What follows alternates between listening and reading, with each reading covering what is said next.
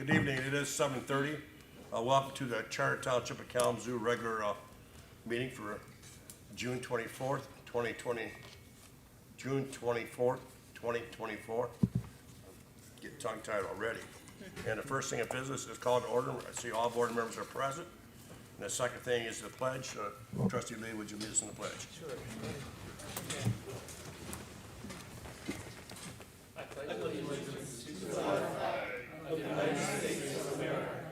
And to the republic for which it stands, one nation, under God, indivisible, with liberty and justice for all. Thank you, Trustee Moody. I got you. The next thing is any additions or deletions of the agenda. I didn't hear anything ahead of time, so I'll just look around. Okay, I don't see anybody moving, so. All right, the next thing is public comment. You have 3 minutes. Please come to the podium. Tell us who you are and where you live, and we'd be more than glad to entertain you for 3 minutes. You can entertain us. I guess I'll go ahead. Nobody wants to go first. Thank you. Someone's got to be first, right? Yes, exactly. Good evening. I am Angelique Camfield, and I don't reside in the township necessarily, but I live in the Arcadian neighborhood. One of the reasons I came to introduce myself to you this evening is that I'm running for the Ninth Circuit Court Open Judgeship. That is a new judgeship, as some of you might know, was created by law this year for our county because we have an influx of cases, most particularly criminal cases, that need to be dealt with efficiently and effectively. My experience consists of 27 years of practicing law. During that time, I was a prosecutor for over 15 years in 3 different counties. I did special prosecution cases in another 5 to 6 counties when they had conflicts of interest so that their prosecutors could not handle those cases. I went there to take care of that on behalf of my office and the state of Michigan. I additionally have done public defense work for over 9 years while I had my own office for Kalamazoo County as a public defender on the contract prior to the creation of our public defender's office. 2 of the things that I would really like to do if I'm elected are to start a domestic violence treatment court. I have been one to help initiate the treatment court in Calhoun County, and of 38 individuals who successfully completed that program, none of those 38 reoffended. I'd really like to see that in our families so that with those healthy relationships and coping mechanisms modeled in the home, those youth will take that then out into the community where they will work and live. Additionally, I would like to start a mental health coalition countywide to bring more mental health services here. I know we have some excellent services already, but most of them have waiting lists, if not all, and I don't believe that trauma victims of crime should have to wait to have a therapeutic process in place. Of my experience, I know it's really important to have a fair and efficient judge and one who is impartial. I am currently able to be impartial because of my experience on both sides of the fence, so to speak, as both a prosecutor and a defense attorney. And in my experience in training, I've done thousands of hearings and literally hundreds of trials over 27 years. That is the type of judge that this county needs to take those cases in that docket forward. I know they're struggling with getting those cases done efficiently, and I have the ability to do that. I can be found at votecamfield.com, where you can also follow my Facebook page.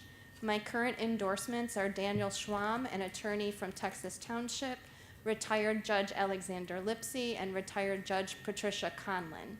There will be others coming, so keep it open on your eyes on the Facebook page because that's where I will update things.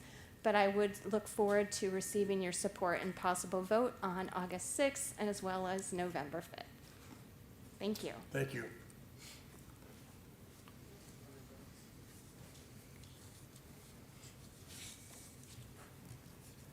Hello, my name is Mason Milks. I reside not in the Kalamazoo Township, but over in Ashimo. But I am here on behalf of State Representative Matt Hall today. Just here to be eyes and ears for him. I'm sure some of you know Tim Culver. He's been here in the past. But I'm just taking the load off of him because we have a lot of places to be. And, only one person do that, so we have more people now, and that's me. I'm just here to listen and to let you know that that's who I am. And anyone here tonight, if you have any problems that maybe our office can help with, we'd be happy to help. Thank you. Thank you. Anybody else, please?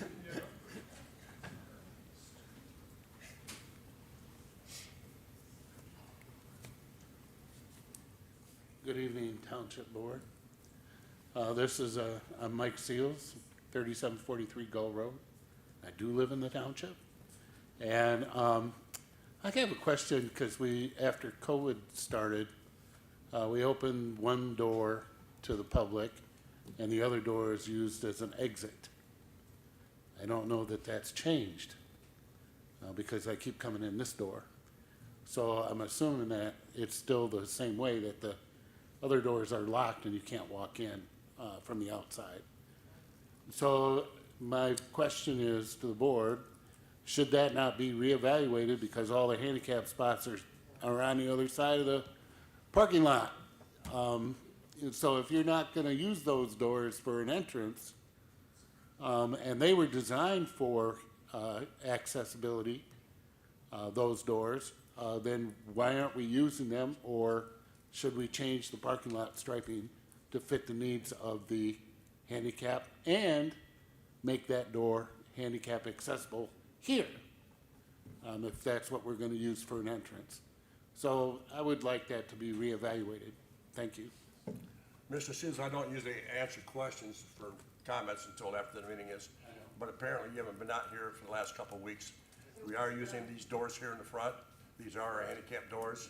The only reason why those are closed today is because our meeting doors are here. Okay, anybody else, please? Do we, Mr. Kowalski, do we have anybody on Facebook? Anybody on Zoom that would like to speak to the township board? I'm in Zoom. Please unmute yourself. You'll have 3 minutes to talk to the board. Nobody unmuting or raising their hands at this time. Okay, thank you. All right, the next item is the consent agenda. Clerk Mackey, could you listen? Yes.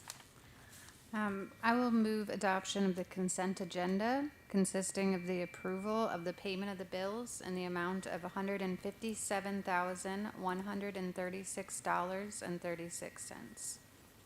Support. Any questions or comments? Okay.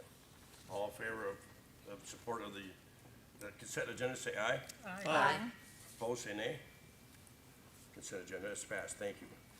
The next is a public hearing. It's actually a presentation, so if our gentlemen please stand up, give us your name, and then Mr. Kowalski can help you through the slides here. Or you got the clicker, okay. Here, I give it to you. Yes, excuse me, my name's Peter Hefner, and I represent Bradeville Hefner, the firm of independent certified public accountants that conducted the audit for the township for the year ended December 31st, 2023, and we have provided our audit report. And I'm here to answer questions, but also walk you through some historical information, which oftentimes is helpful in identifying questions. First of all, I want to point out that the financial statements are the responsibility of management. It's our responsibility to express an opinion on those financial statements, and our opinion on the financial statements is on page 1 of the printed document and the PDF document. And I'm going to summarize it for you because it's 2 pages long. It's the second paragraph. It's our opinion that the financial statements present fairly in all material respects the financial position and results of operations of the governmental activities, each major fund, as well as the aggregate remaining funds in accordance with generally accepted accounting principles for the year ended December 31st, 2023. So that's what I would refer to as a clean opinion, or the desired opinion that you are following the standards as required by the Michigan Department of Treasury, as well as the Governmental Accounting Standards Board. And the information presented in the audit report itself is following those standards. In addition to our opinion on the financial statements, we also performed alternative procedures on your ARPA funding, which is allowable under the American Rescue Plan. And that resulted in us looking at disbursements of ARPA dollars rather than, and different aspects of the funding that was expended. The alternative is to have a single audit performed, and that is more extensive, and so ideally the alternative procedures are more cost effective, and it's an option just when you are spending the American Rescue Plan or those ARPA dollars. At the back of the report, we provide an additional opinion on the system of internal controls over financial reporting. And so that is the system of controls used to compile the data to provide you with financial information, but also to compile the data when preparing the financial statements. Within that opinion, we did identify a material weakness which was related to the extent of adjustments that were necessary to prepare these financial statements. And I'm going to walk you through some pictures and try to tell you where you can look within the actual paper document to find this financial information. So this first picture is taking all of your governmental funds, putting them together and identifying where did the dollars come from that were received by the township. And you can see the largest component is property taxes, followed by state share of revenue. My perspective is more as a auditor, but also as just a citizen, that I like to see property taxes being a large portion of the revenue, because that's something within your control. And when times get bad, that state share of revenue, the state seems to be able to morph it into, we want to do it a little differently. Now you have some more hoops, et cetera, et cetera. Also, charges make up a large component, and then grants as well, but the base is that property taxes and charges, that you are within control of this. And so those are all of the funds combined together of what's the source of dollars that were expended during the year. And that information is presented within the audit report on page 10, so a summary basically. The next picture that we have here is taking a look at to what extent are your governmental activities, so general government, public safety, public works, culture and recreation, to what extent are the expenses associated with those operations, and this would include depreciation expense, and to what extent are they self-supporting? So the difference between the blue and the pink, typically in the case of general government, that's made up by property taxes, interest income, unrestricted state funding. And again, this information is presented within the statement of activities on page 10. And it's a very typical picture here. The largest expenditure or expenses of the township are for public safety. That's not a substantial revenue maker for charges or operating or capital grants. So again, that differential is being funded by those unrestricted dollars received by the township. So very consolidated information that we're looking at. And this is taking a look at the governmental activities. So again, this is full accrual accounting like a business would account for activities. When you buy a fire truck, it gets capitalized and depreciated over its life.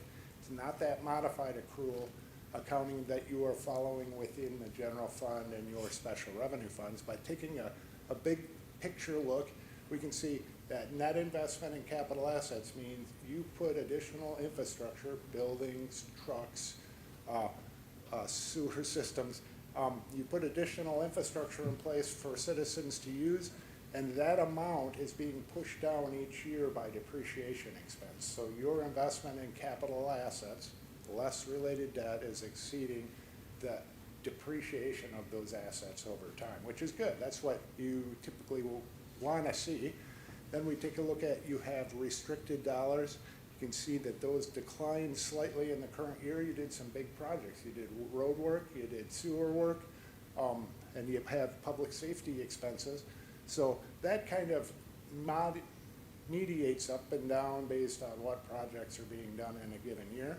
And then the bottom line, what's nice to see is your unrestricted net position has actually become positive. So In prior years, you can see that that was negative.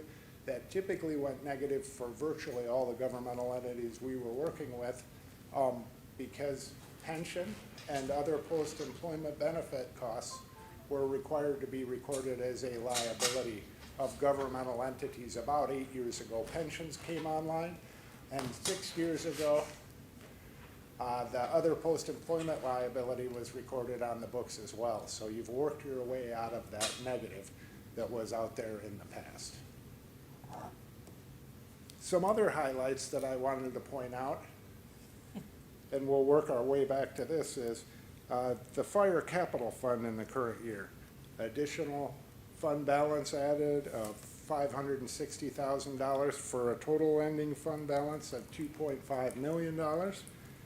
The sewer improvement fund, a reduction in fund balance in the current year from $3.9 million to $2.7 million. That's capital assets being put in place. The road bond, that fund was approximately a break even in the current year, and it just collects the dollars and services the debt. And then your non-major governmental funds had an increase in fund balance of $400,000, and across all of your governmental funds, an increase in fund balance of $1.4 million. So we looked at the first couple slides, and they related to all of the funds put together, and we were looking at full accrual accounting. Here we're looking at the modified accrual basis of accounting, where we're looking at dollars that came in and dollars that went out over time. We can see here the state tax, or the state funding, really not changing substantially. The big driver, property tax values, resulting in additional property taxes available to fund your operation. And this is just the general fund. So that's where the dollars are coming from, and the dollars were utilized for these purposes. And you can see public safety is just such a substantial portion of your operation that it dwarfs the others. So we have general government and public safety that we can kind of take a look at. The other items are, all added together approximate what the cost of general government is. And general government is administration, finance, HR, all those things used to support public safety, recreation, and those other items. But over time, additional investment in public safety, and this is your general fund. And taking a look at your general fund balance as a percentage of expenditures and transfers out, you see what percentage is there over time. And you have a very solid general fund balance. So you have the ability to do things without financing. You have the ability to do initiatives, things of that nature. That's an admirable place to be. I have clients that have 5% fund balance. They have trouble making payroll. So obviously your taxes come in at a specific time during the year. You do need dollars to fund payroll throughout the year, so having some fund balance set aside makes sense. And so that's a big picture to look at your audit. There's a lot of information within this document. Page 44 shows all the non-major governmental funds. So those are the smaller funds, and approximately across all your governmental funds, about 12 or 15 funds that your finance staff is accounting for and tracking as required by the state of Michigan, and to some extent based on the township's desire for, we want to track this activity or that activity. But a clean opinion. We did identify that one issue on internal controls, and we also identified just comments to management and the board in a separate letter that identifies some opportunities to put some additional oversight in finance or in the departments to be looking at invoices and approving them versus just submitting them, and to document that process is occurring. Are there questions I can answer about the audit process, the audit document? Yes, sir. Thank you. I'm not sure, when you're referring to the pages, maybe we're seeing the same document, but we don't have in our board packet the hard copy audit, that was in our mailboxes. So No, it's in here, yeah. yeah. So I think somehow we'll have to find a way to make sure that gets put on our website. you Sure. know, and, because then, people can get together more in their own home and follow it in more detail. Oh, sure, Yeah. sure. But I just wanted to mention that because I think it got overlooked, that we have a hard copy, but not the rest of the world knows about it. But it's always available if anybody would like to get it, you know, without a formal FOIA request. Right, that document is available at the Michigan Department of Treasury website. Okay, that's good. And so all governmental entity audits are accumulated by the Michigan Department of Treasury, and if you go under local government, you can select audits and you can go to counties and pull that up if that's helpful to some of the people participating. That's good, and we could maybe, that's an option for us to link to. Sure. To as well. And I appreciate the report it gives good detail about 4 or 5 deficiencies that are always good because it makes us sharpen our pencil. But one of the questions I had particularly was on page 40, which is the OPEB, other post-employment benefit. Yes, At least on my booklet, I've got, it's page 40. And Yes. that's focused on the defined benefit OPEB plan. Okay. And there, you know, about 3.5 years ago, the board decided to start paying down our OPEB responsibility, about $100,000 a year, like that. And it shows, I mean, I'm talking out loud because I wanted to get your interpretation. That Sure. It seems to me to show a benefit of the total OPEB liability is decreasing Yes. consistently. And I would attribute that to the board's action 3.5 years ago, but maybe there's other factors that, right. So 3.5 years ago, you began accumulating assets to fund this benefit that is paid to retirees. And that helped drive that red going positive on this document as well. So at this point in time, you've set aside $500,000 to fund your other post-employment benefit. If you look back to 2018, that liability was $3 million, now it's 1.8. So yes, it's working. And of course, changes in the plan impact this as well. And preceding that, there is information on your pension as well. If you take a look at page 38, the same format information shows that your pension plan, it shows to what extent is it funded. And of course, we need to realize that in the current year, it was a decent year for investment return. Last year was not good at all. So it does ebb and flow, up and down.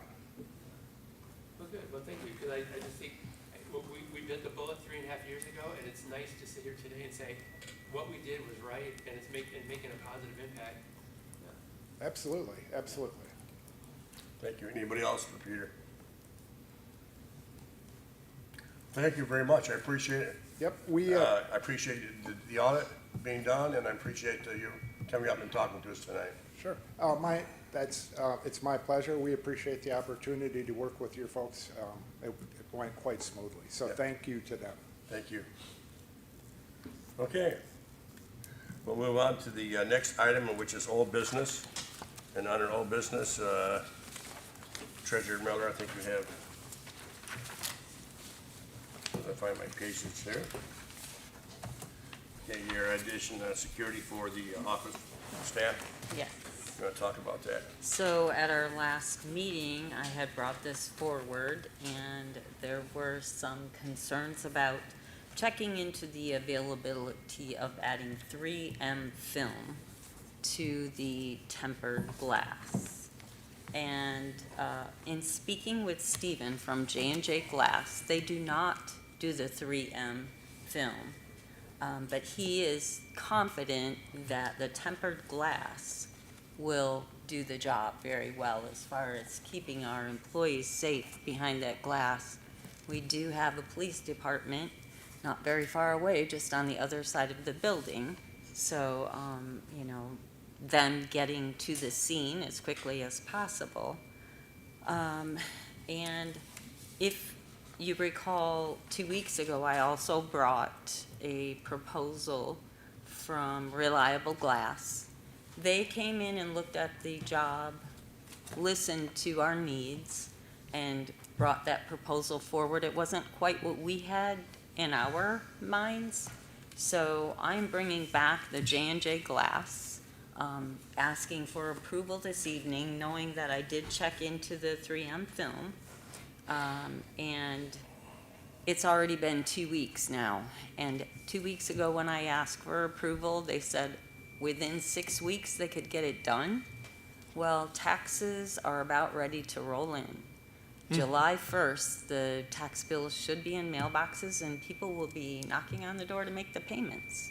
So tonight, again, I'm just asking this board if you guys would approve having the front office done with the security windows. I do want to mention that Trustee Ludi did reach out and say, hey, have you thought about the handicap accessible to the counter? After the fact, it would be really nice, but we don't intend on staying in this building, and I really am not in favor of spending more money.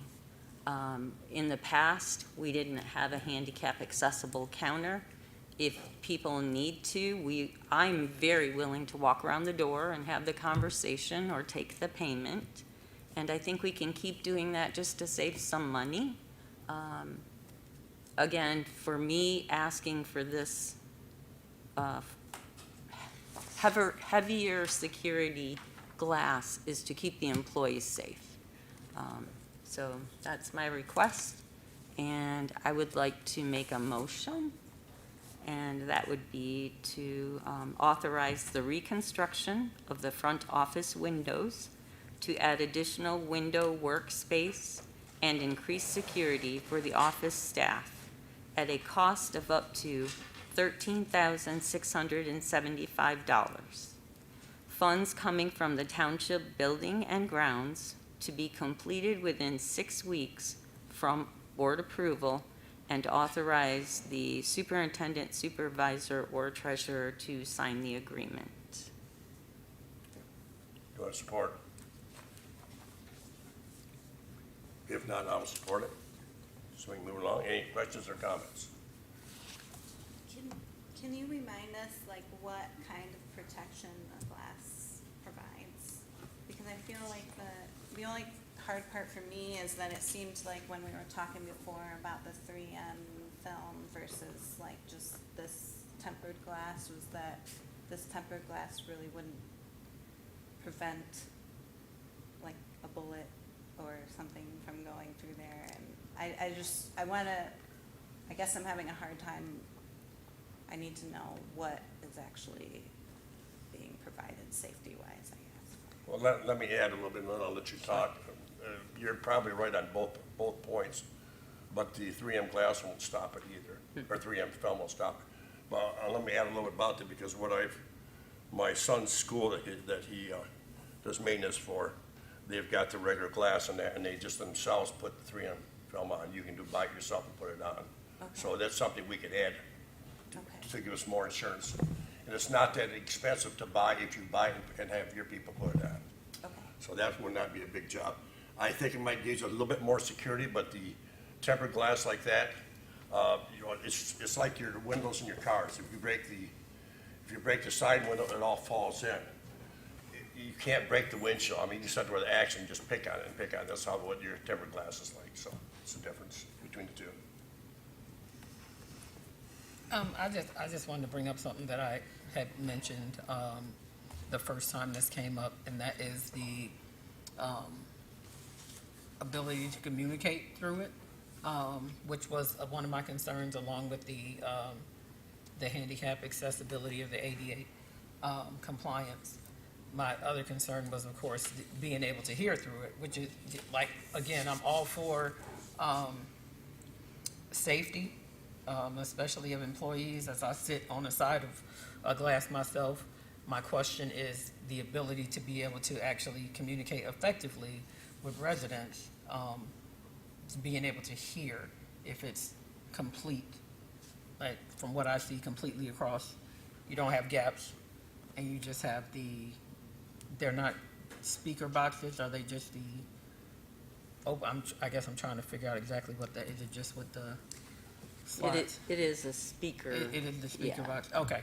Yeah. Okay, And in response to that, we don't have that now either. And Right. yes, there are residents who do have trouble hearing, but at that point, we'll lean down and speak underneath. right. So it's more than we have right now, and still not the security that my employees are comfortable working behind the windows. Just to that, I say I understand and I know what it is out there. The difference that I see is that there are gaps, so there is ways for sound to get through. When you change that, then you lose that. So sound is not gonna travel through those open spaces or over the top if it's complete. So I just bring it up because I know that it's an issue that we now have where I'm at, because I don't think that was thought through from that standpoint of both sides of the glass, the employees being able to hear as well as the residents, so I get it. And I think that's something, I'm glad you brought that up, because I know you brought that up before, and I was thinking about the amplifiers that are in the class, you know, if we had to, we'd take those out, but I know Mr. Quas and I both know that there are things that we can do to have the sound be able to transmit in there and the sound be able to go out. Even if that's solid glass, we can do on some microphone type stuff and speakers, so. I was just gonna say, it does, I mean, I don't know if this says 6, but it does look like there's a 6 or 8 inch, like, gap under each one, which might help with some of the sound issue. And that's to allow payments to be Yeah. added Yeah, under yeah. the windows or documents. Right. Yeah. Any other questions or comments? Trustee Ludi? Thank you. I really appreciate when Trustee Robinson brought up the ADA counter height issue last time, and then the treasurer gave us a little bit more feedback about that, because I think that's a prime issue. The board is very aware, having about a month ago accepted a resolution with the Department of Justice concerning ADA. We established an ADA coordinator.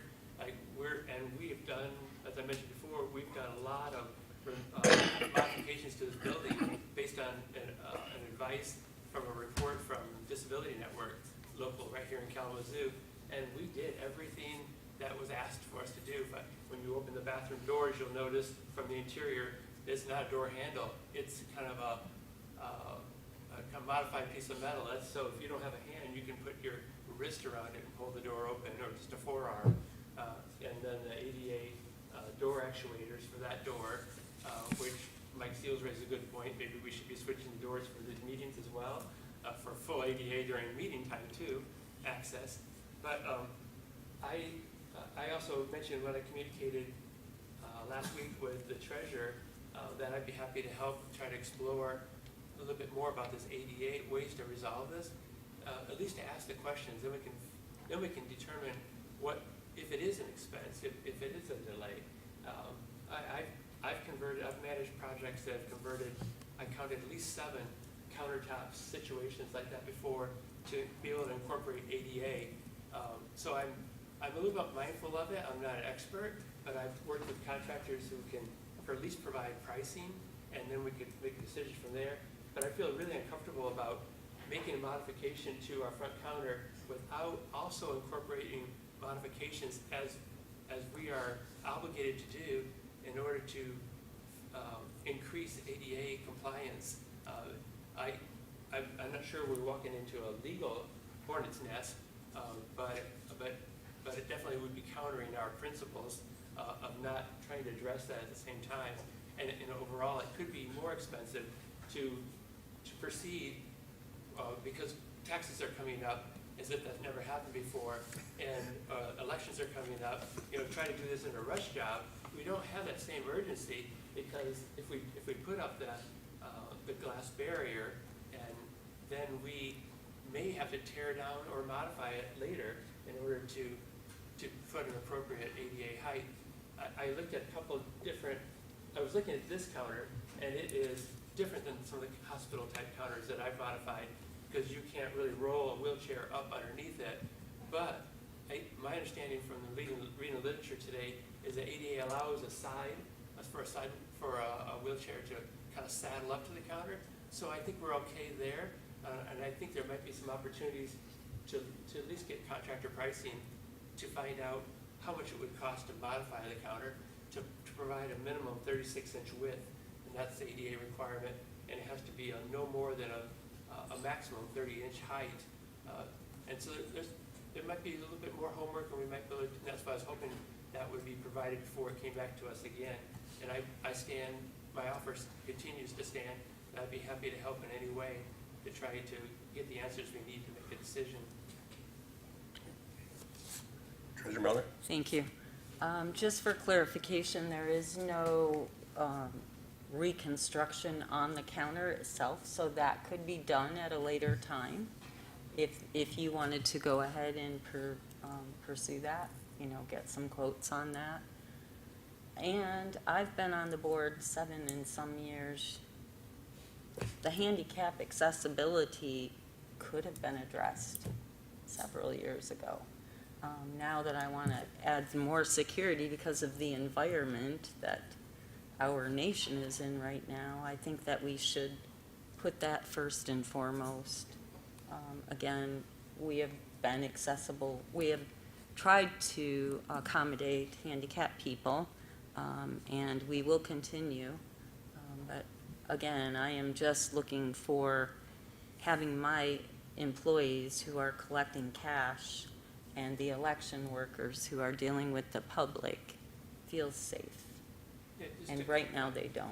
And just to clarify, what I'm saying is that, you know, if we proceeded the glass as proposed, and then we change the counter later, then we're creating a gap, and then that creates, then that goes counter to your objective of trying to make it more secure, because there'd be a gap between the bottom of the glass and the lowered countertop.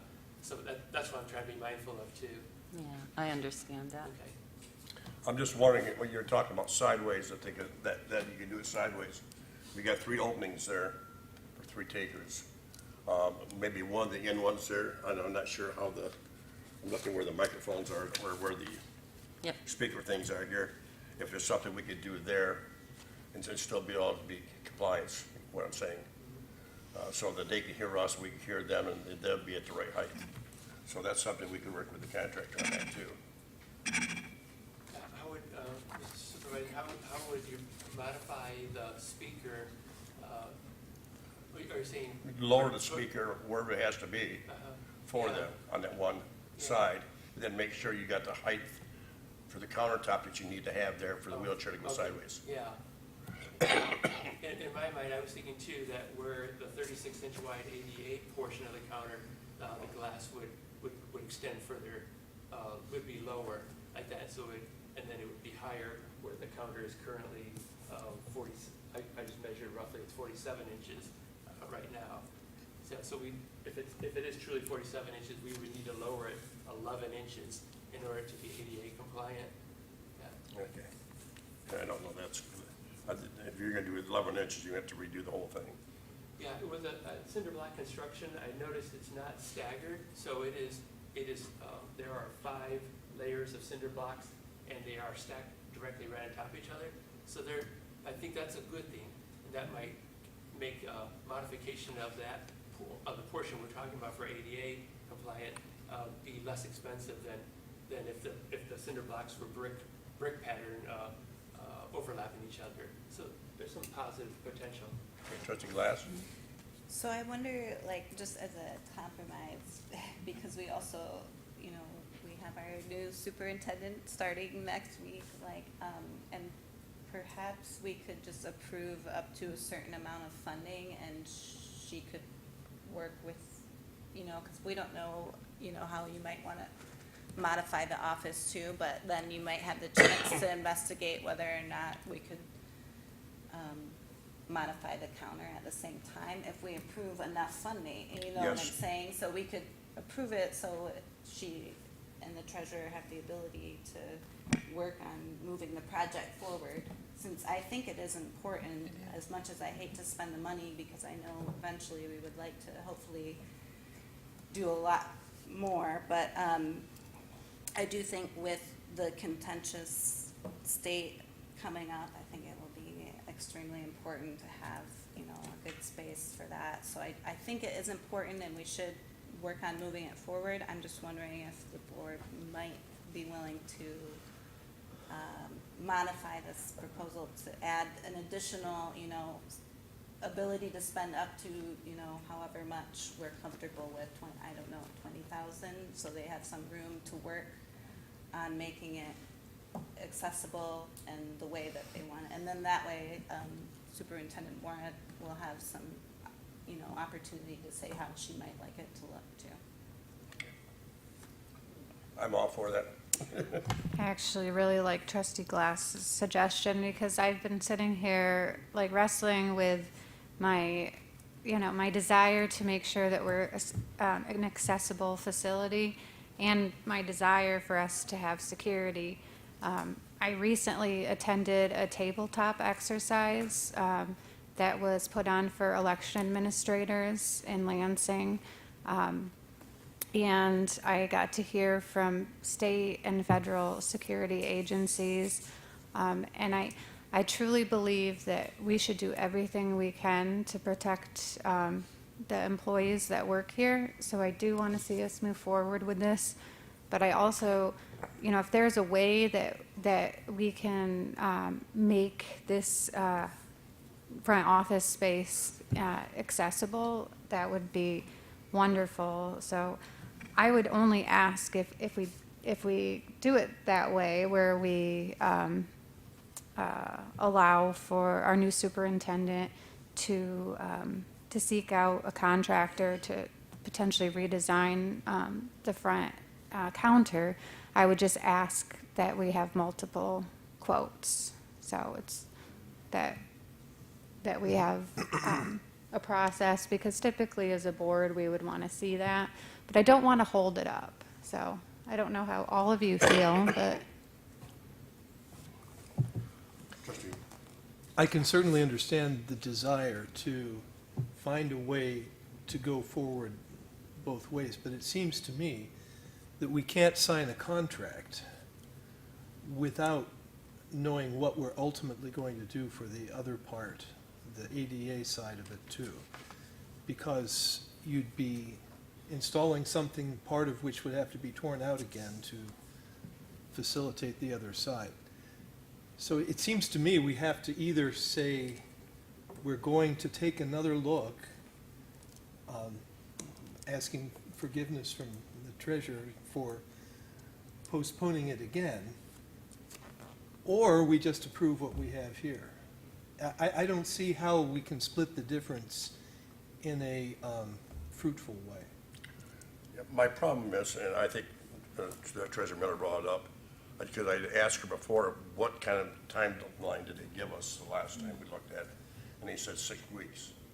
Well, we're getting down to crunch time. And one of the problems, and this might address one of the comments in the audience there about the ADA doors. I had those ADA doors changed about 2 weeks ago, so we go back in there the right way. One of the concerns was that we had to get the buttons straightened out, fixed in front so they would work. Because once they rewired all these doors with the new security system, those buttons didn't work like they're supposed to. So I had to get them back in here 3 times to get the buttons fixed. But that being said, our front staff here was very, they liked it coming in this way here because they had a chance to see who was coming in. Right here, they're right at you. So they're very concerned because of a year ago or 2 years ago, we've had some people come in here that wanted to use their Second Amendment rights and were carrying their guns with them. And that kind of scared them pretty bad. So I'm all for security too, and I don't think that's gonna stop everything, but we need to make our people feel safe. My concern is if we keep pushing this thing out, after that, we're gonna get 6 weeks, we're gonna get 8 weeks, we're gonna get 10 weeks, because they're getting busier and busier all the time. What I'd like to see, and I'll let you speak, what I'd like to see maybe is go ahead with this here, bring it up to $22,000 and have that, rework this here where he does do ADA, work with Steve so Steve knows exactly what it has to be measure-wise, height-wise, seeing he's done this with the other stuff and the treasurer, and get this done, so, go ahead. Yeah, I guess I don't see why we can't approve an expenditure up to a certain amount and then let our new superintendent work to, make that include the accessibility, the counter changes and everything, because they are going to have the approval to execute and sign the contract no matter what. So we can approve a certain amount to expend and trust that they will be able to carry out that. Do we have a good idea of what that amount might be? I certainly do not. So I don't know what would suffice to likely meet what we're talking about. Trustee Lee? I like the concept, of a dollar amount forward, and then the superintendent would try to make that happen within the dollar amount set by the board.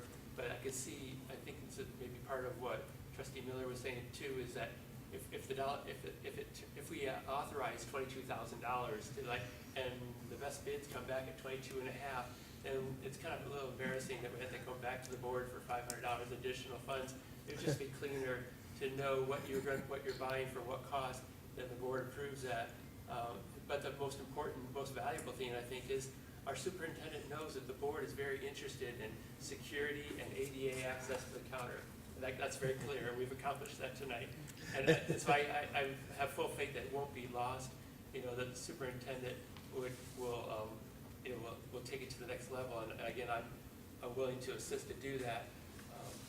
And I have, having done this for many buildings, I cannot answer the question how much it's going to cost, because it all depends on how busy the contractors are. If they're really busy, they're going to offer a high price. If they're hungry for work, they'll offer a lower price. They'll look at materials, things that maybe I'm not seeing in the cinder block. I think it's relatively easy for a creative carpenter, but there may be things I'm overlooking, and they see something that's more complex, and that drives the price. So you never know until you know what the proposed prices are until they come back from the contractors. Treasurer Miller, you had your hand up. Yeah, I think if we could go ahead and possibly amend this to say up to 25,000, if that's what the board is comfortable with, and at least get on their schedule, because I don't think they're going to be able to come next week. So that could give a little bit of time to do the rest of the investigating into the handicap access to the counter. I'm just gonna say, all the feedback has been good up here. I think we're getting to where we're addressing the things that were concerns initially. I would agree, that saying 25, that's quite a bit of sliding room. As the board is saying, we'll go up to this amount, and if it does not cost that amount, then great, that's a bonus. And we don't have to worry about it. And also with, Clerk Mackey saying that we needed to get quotes. If we get them and they're all within that, if J&J is able to do that and it's within that range, then great. At least, as the treasurer said, we're on the schedule and able to move it forward without having to come back, as long as it's within that. I can't imagine it being over, because it would be one window is all it would take to make it compliant. And Right. So choose the appropriate window based off of the setup out there and drop that one down. I can't see that costing us 25,000 plus. Right. So I think that's enough slide room and wiggle room to be able to get it in there and get it done.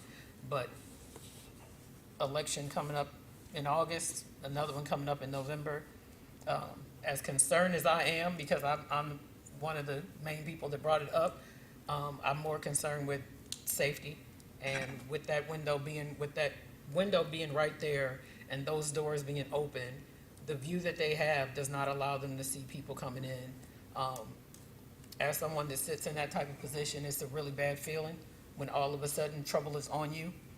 And so if there's any way for us to accomplish something that helps to make employees feel more secure, then I think that that's beneficial to the township as a whole, and to taxpayers, because we want to be able to keep them and keep them safe. Thank you. Before I go to you, I'm just going to ask Treasurer Miller if she wanted to change her amount that she had on the thing. That's what I was going to say. We need a definite amendment to the Right. motion.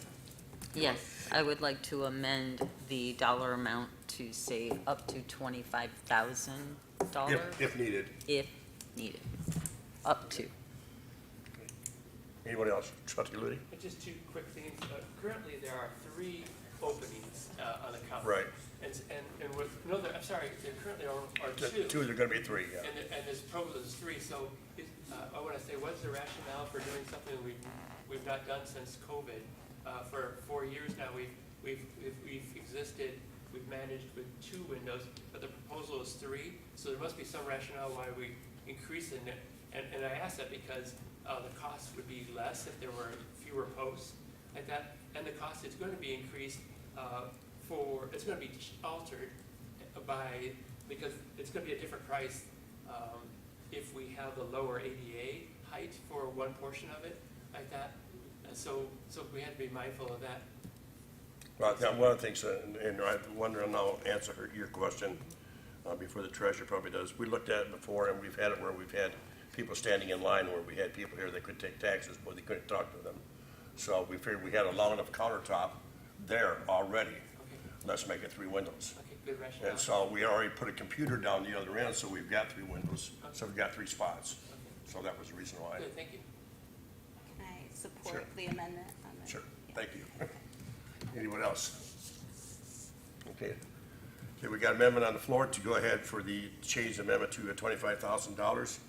And your motion is to go ahead and approve this for them to come in and get started. And we have to get them to come in and get us a quote to get us going.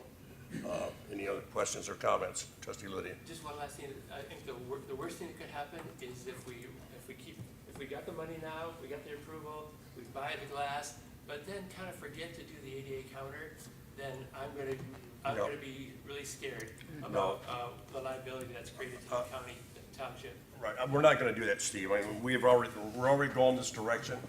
So once we said we're gonna go this direction, we're gonna go this direction, so. Cool, thank you. This is board decision, so. Anybody else? Okay, go ahead. I was just gonna say, if we get right on this and reach out to contractors for the redesign of the counter itself, if it needs to be lowered, then we could potentially know relatively quickly what kind of dollar amount we're looking at, and if it's gonna require additional funding that we're not expecting, then we can make sure it gets on our very next board meeting's agenda. And that way we'll still be on the schedule for. Thank you.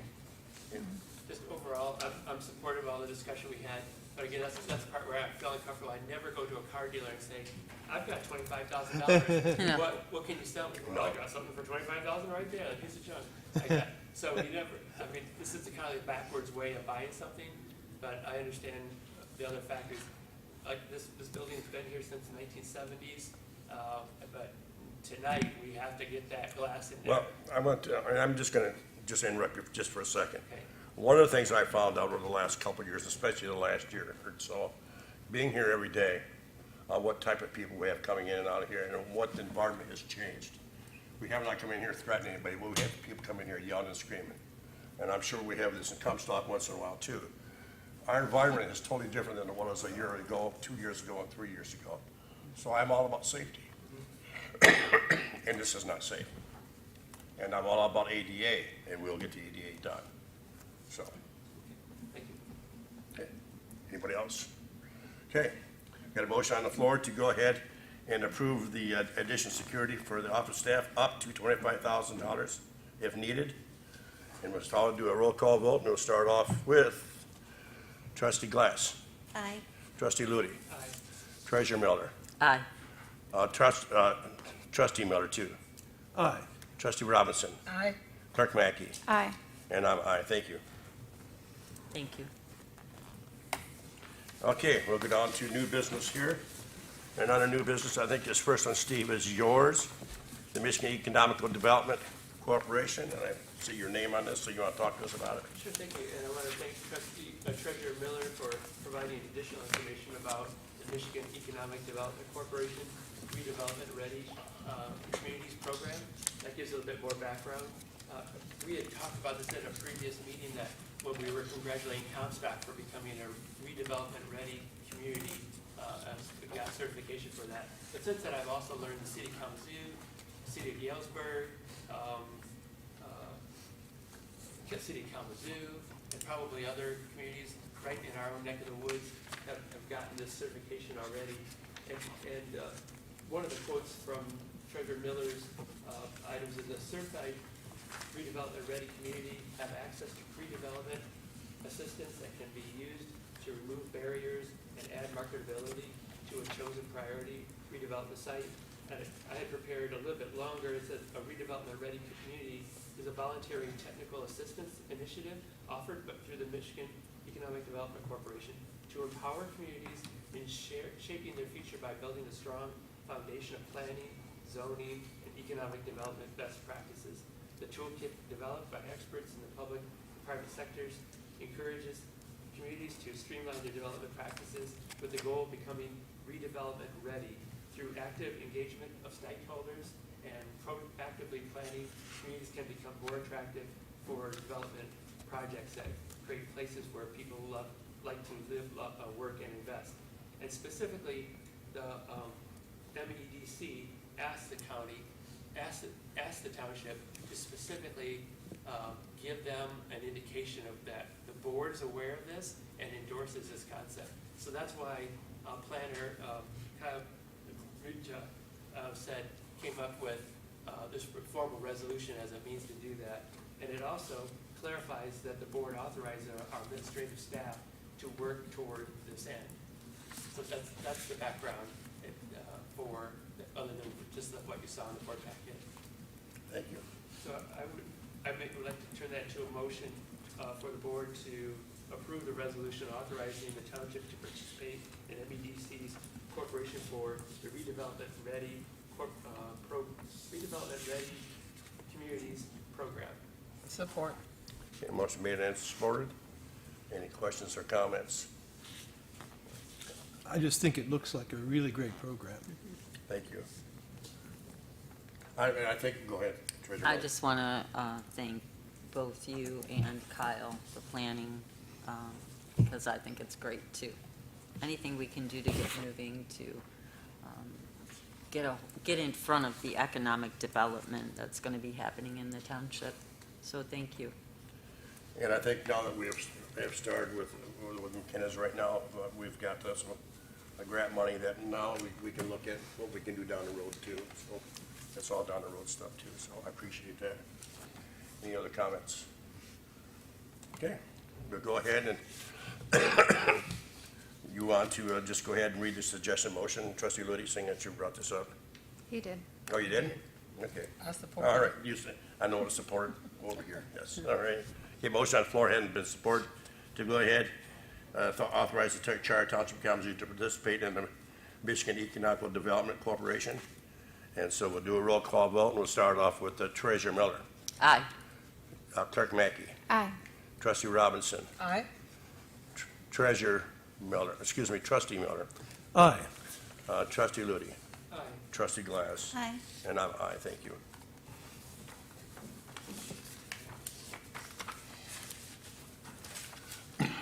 Okay, the next one here is the Employee Leadership and Development Investment, and I know that Treasurer Tracy has done this. We've had this sent to us, we've gone through this, so if there's any questions, I mean, I looked at it, I know what it's for. If there's any questions, I can have Tracy probably answer for you. Well, I'll make a motion and then we can Okay. talk about it. Okay, I move to approve a proposal from Translators Consulting Group to invest in employee and leadership development, the financing cost of $25,000 from the general fund. Support. motion made and support, okay. Now, is there any questions or comments? Nope. Going once, going twice? I guess I will ask our superintendent to just say a few words about this for the sake of the audience and what she sees as a reason for recommending this program. Good evening, Board. And thank you for the opportunity for allowing me, even before being superintendent, to bring an item forward. As many of you know that I've talked to you over the last couple of weeks, I'm one that really wants to hit the ground running. So I start this Thursday. I'm very excited and look forward to meeting all of you that I have not met yet.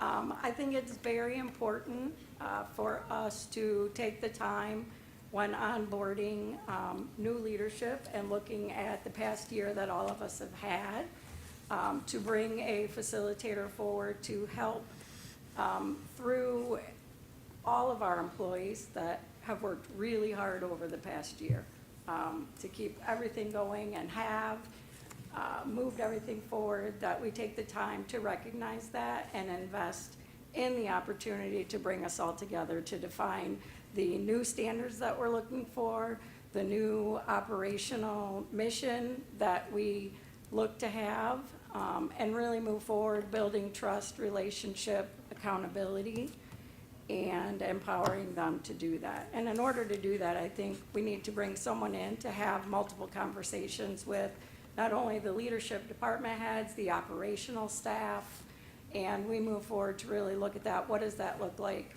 Develop that together so that we can own that together over the next few months and move forward. So that's what I was looking to do. I reached out to a couple different facilitators. I have worked with Translators Consulting Group before, have been very pleased. So they kind of know me as well, so we can also hit the ground and move forward on that. So that's what I'm looking to do with the Fridays that all of you so graciously move forward to have our work session days. I don't want to miss a Friday, and the first one's coming up this week, and we have them coming in should you approve that tonight. Thank you. Thank you Any very other much. That answers my Can I answer question. your questions? Anybody else? I just want to say that I'm very excited to see this come up. I think that it's awesome, and sometimes it's easy to overlook how important it is to bring in an outside group to help facilitate this kind of development. I think it helps, give everybody a fresh perspective, and it's a great, a chance for some team building and stuff too that I think will be helpful. And so I'm very thankful that you're already thinking in this direction and bringing this up so quickly. I think it's great. Thank you. Anybody else? Thank you. Thank you. Okay, we got the motion on the floor, and has been seconded to go ahead and bring in the group for leadership and development investment, $25,000, and we'll start off with the roll call vote. We'll start off with trustee Class. Aye. Trustee Ludi. Aye. Trustee Miller. Aye. Trustee Robinson. Aye. Clerk Mackey. Aye. Treasurer Miller. Aye. And I'm aye. Thank you. Now we got through the heavy stuff. Nothing's been removed, and so now it's time for board member comments, and we'll start off with trustee Class. I don't have a lot. We are going to, a few of us are going out to Lakewood to do some planting in the flower beds, I believe Saturday morning at 9 o'clock. So if you're interested in joining, please let me know, or just show up there, bring some tools. But we're gonna hopefully revamp those beds a little bit and just clean it up. So I wanted to say happy belated Juneteenth. I hope that people got a chance to learn that day and celebrate. And I know that we didn't have a board meeting around that time, so I just wanted to make sure that I mentioned that. And I had one more thing that I was thinking about, and I lost it, so I'm good. Okay, thank you. Trustee Ludi. I am doing my best not to talk about my great-great-grandfather who was a soldier enforcing Juneteenth in Texas at the time. Okay, I'm over that. I'm just so proud of him still. But I want to mention that CABA met last Tuesday, and CABA, which is the Kalamazoo Area Building Authority, and that we updated our financial controls policy, and the Planning Commission will meet again on July 11th. Normally we meet on the first Thursday, but the first Thursday of July is July 4th, so we're meeting the following week. I just wanted to make sure, in case anybody was planning to attend that, it's a week later than normally scheduled.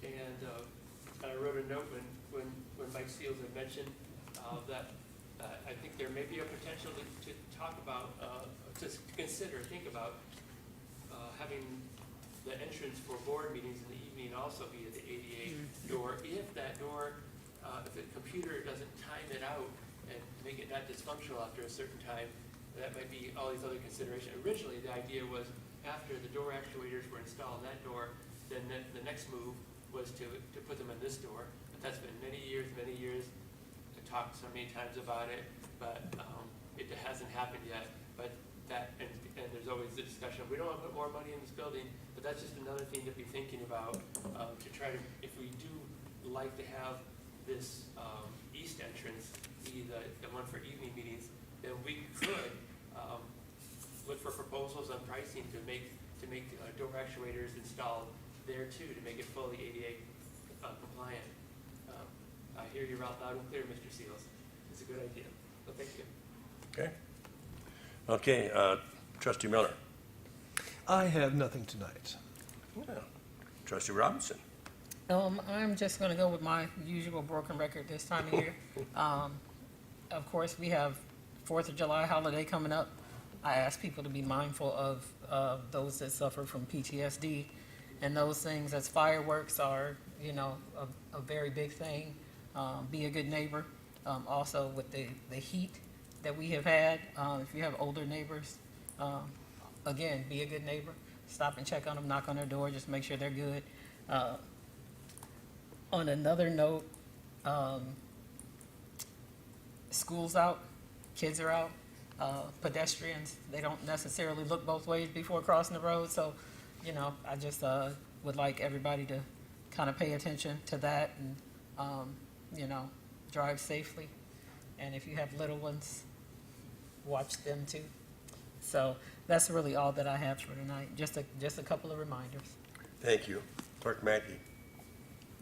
So I just wanted to thank the board for being so supportive of development, both of our employees, by voting in support of Superintendent Moorhead's agenda item request, and also for supporting like board members to go to conferences and trainings.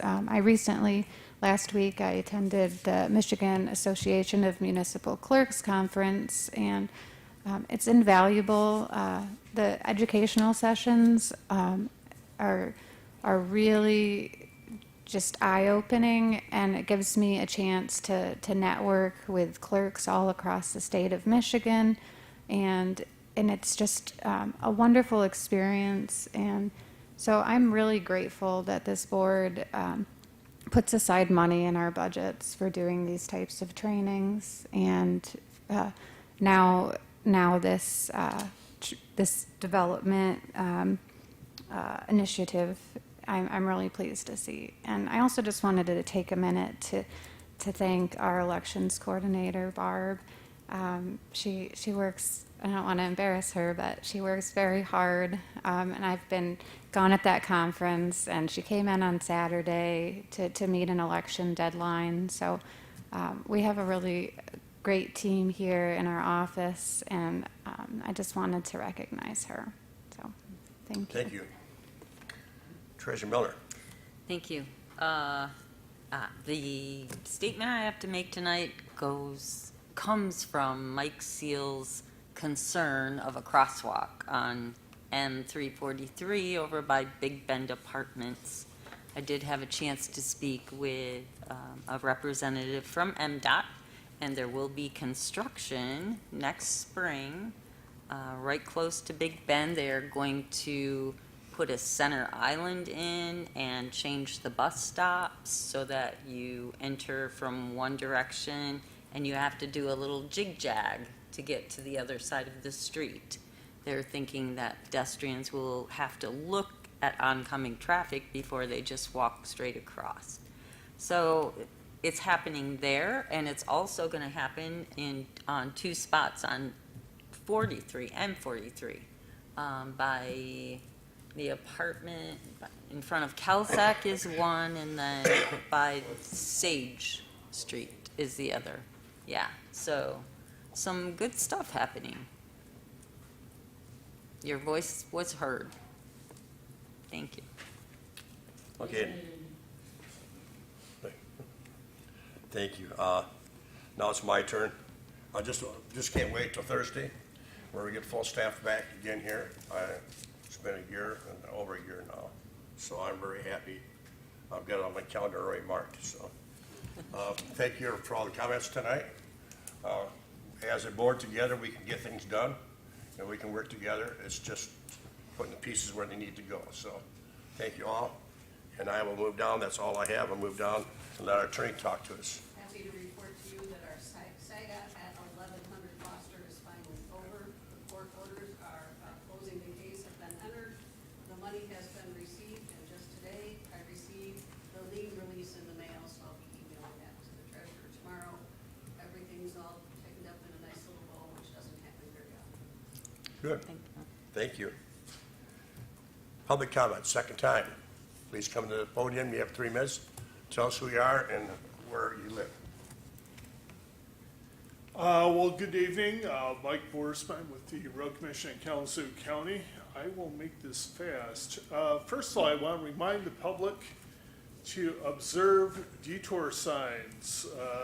There was an issue 2 weeks ago. Squares in each, the roundabout construction that's going on there. People were coming through the Ashmo side, so the neighborhood on the Ashmo side.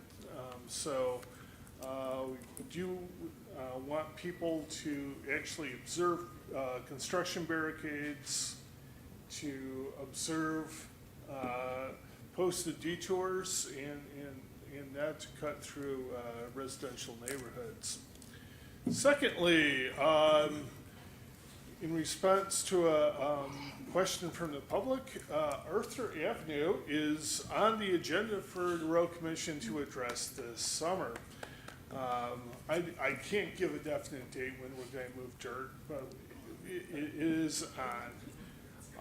And last, while I have a captive audience, member of the fire department here, down to trees. We're supposed to get some heavy weather tonight. Down trees and limbs in the roadway, please call 911.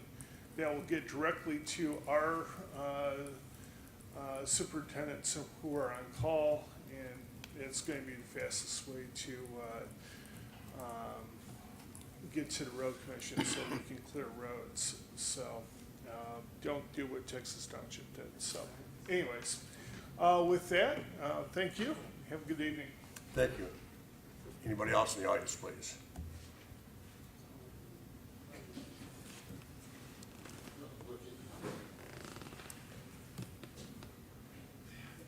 Mike Sales, 3743 Gull Road.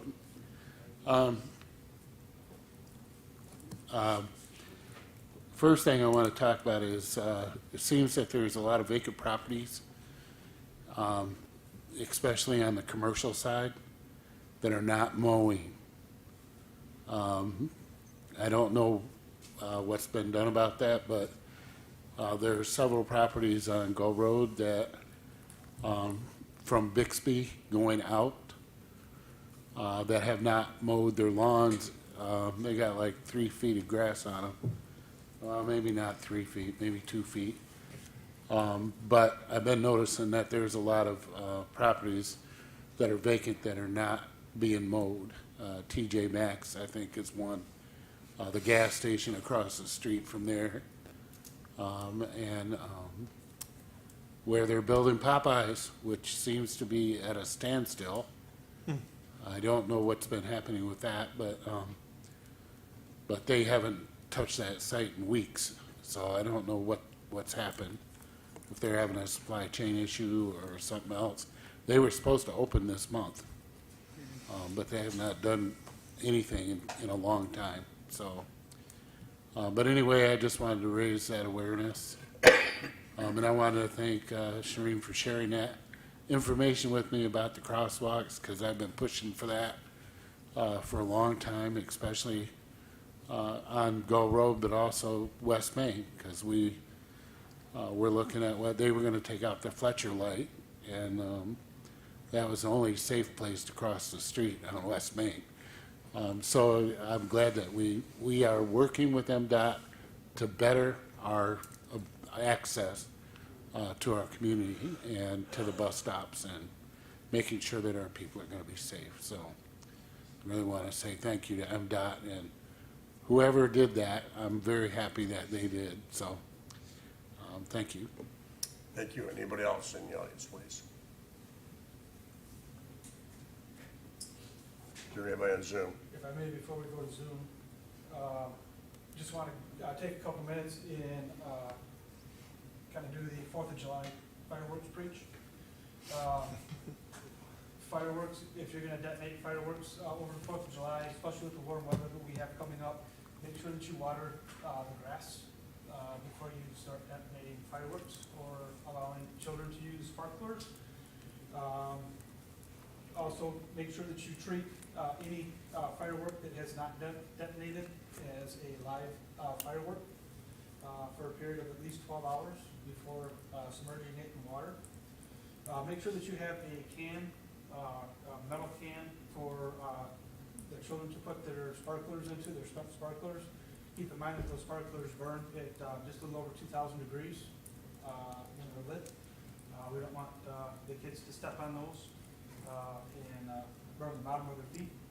And when you're doing your fireworks, make sure that you keep the spectators back, and make sure that there's a distance between each one of your fireworks as they're laid out, so we don't have a catastrophic failure and have multiple ordinances going off at one time. Thank you. And then anybody on Zoom that would like to speak to the board, please go ahead and unmute yourself. You'll have 3 minutes to speak to the board. We have nobody unmuting themselves. Thank you. And I think the fireworks thing is very important. And our trustee here had talked about the people, the animals and stuff like that there too. So be really mindful of the people that have PSD and also the animals that are scared of them. I know I keep my windows closed and keep my dog medicated so he can get through it. So just to answer one of the questions when you're talking about the H Avenue and H Avenue and Drake Road thing about the closure, about people driving through there. I know they had a real battle between the condo association on one side and also the people that lived in the plot itself. And I know they went to the township. They came here, they called me many times, and I told them that the housing development is in Oshimo Township. They need to get a hold of Oshimo Township, get a hold of them and the road commission. So they did, and I see that they do have it open now, so they can't get through. So they must come up with some kind of settlement. But please, I mean, the other day is Douglas Avenue is a good example. And being a fire commissioner, I kind of try to keep track of where we can get into, where we can't get into with our rigs. And so I was coming out of the township here. I thought, well, I'll go down and see if we can get to the trailer park on Douglas Avenue. And so as I turned down there, I saw one of our township police officers sitting beside Martin Springs there. And so as soon as I made a turn and went down there, the lights came on and pulled me over. And he didn't recognize who it was. And that was because we've got so many new people, they don't know anybody else. But I told it doesn't make any difference. If I told him what I was doing, he said, oh, fine. Just go in. I just wanted to make sure we can go in and come back out again. And I said, well, while I'm here, do you know down Douglas Avenue here if we can get down to Ravine? If it's open enough when they're not working, we can get down to Ravine. He said, we'll go down and find out. So I did. But just be mindful, they're out there and they will be watching us. So be careful when you drive through construction areas. So that's all I have, folks. It is 8:49. We are adjourned.